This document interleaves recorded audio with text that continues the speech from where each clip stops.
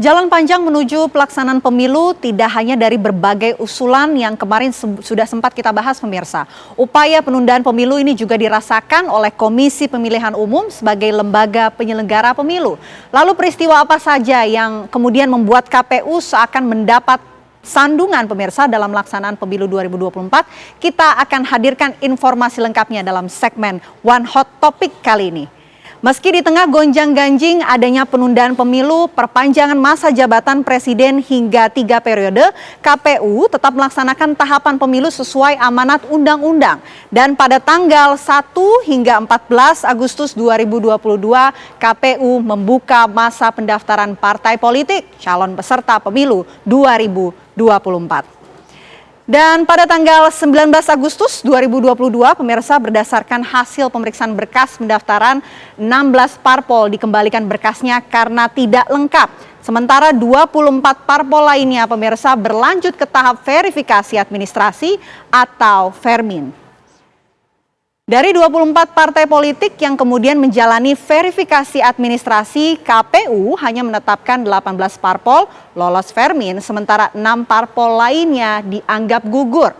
Ke-18 parpol ini merupakan 9 parpol yang sudah duduk di parlemen, yaitu PDI Perjuangan, Golkar, Gerindra, Nasdem, PKB, Demokrat, PKS, PAN, dan juga P3. Sementara untuk 9 partai lainnya adalah partai baru dan juga partai lama namun tidak masuk parlemen. Terdiri dari PSI, kemudian Perindo, PKN, Partai Gelora, PBB, Partai Hanura, kemudian Partai Umat, Partai Buruh, dan Partai Garuda.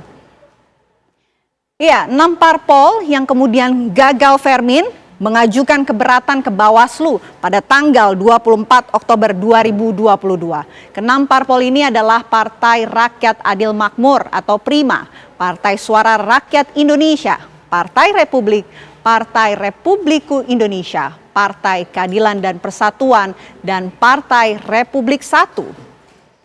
Dan berdasarkan putusan Bawaslu pada saat itu, pemirsa, KPU kemudian memberi kesempatan kepada 5 parpol untuk memperbaiki dokumen melalui sipol pada tanggal 7 November 2022.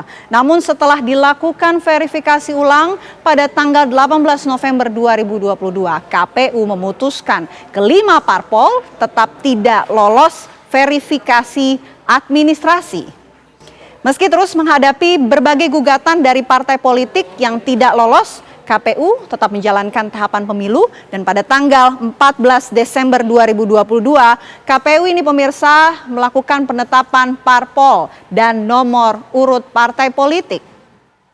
Dari 18 parpol, 17 diantaranya ditetapkan sebagai partai politik peserta pemilu 2024. Ada 1 parpol, yakni Partai Umat, yang dinyatakan gagal karena tidak memenuhi verifikasi faktual.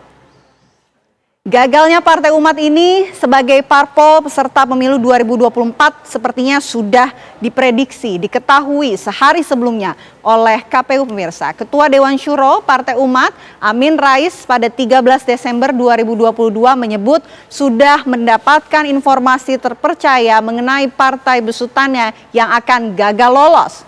Dan pada tanggal 16 Desember 2022, Partai Umat resmi melaporkan KPU ke Bawaslu.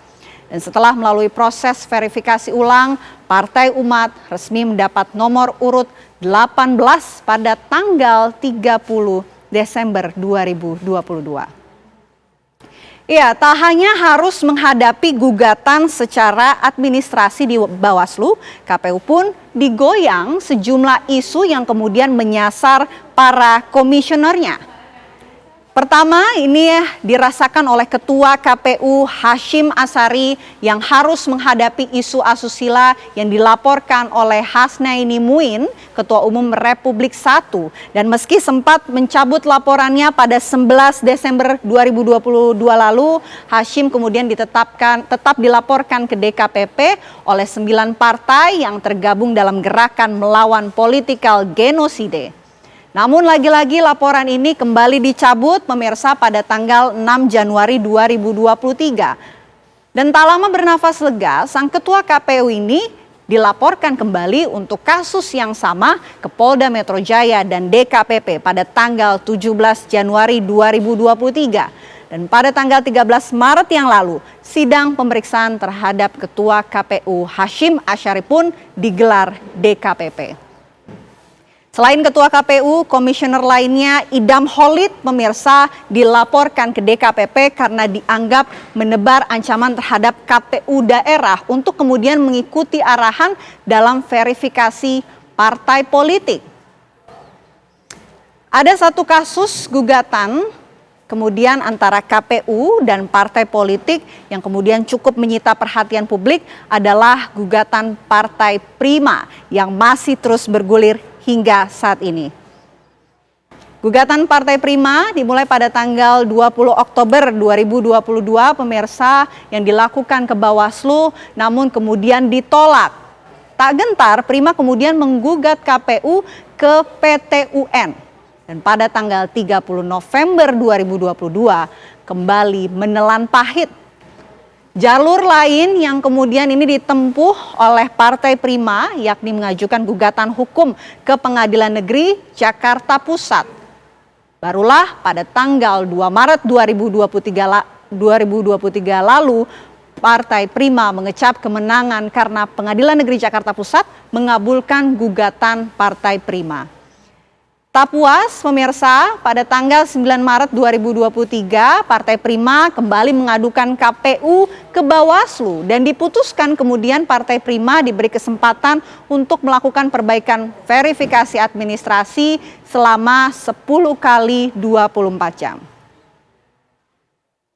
Berharap dari proses hukum itu hak politik kita dipulihkan, Prima menjadi peserta pemilu. Persoalan kemudian dari putusan pengadilan negeri itu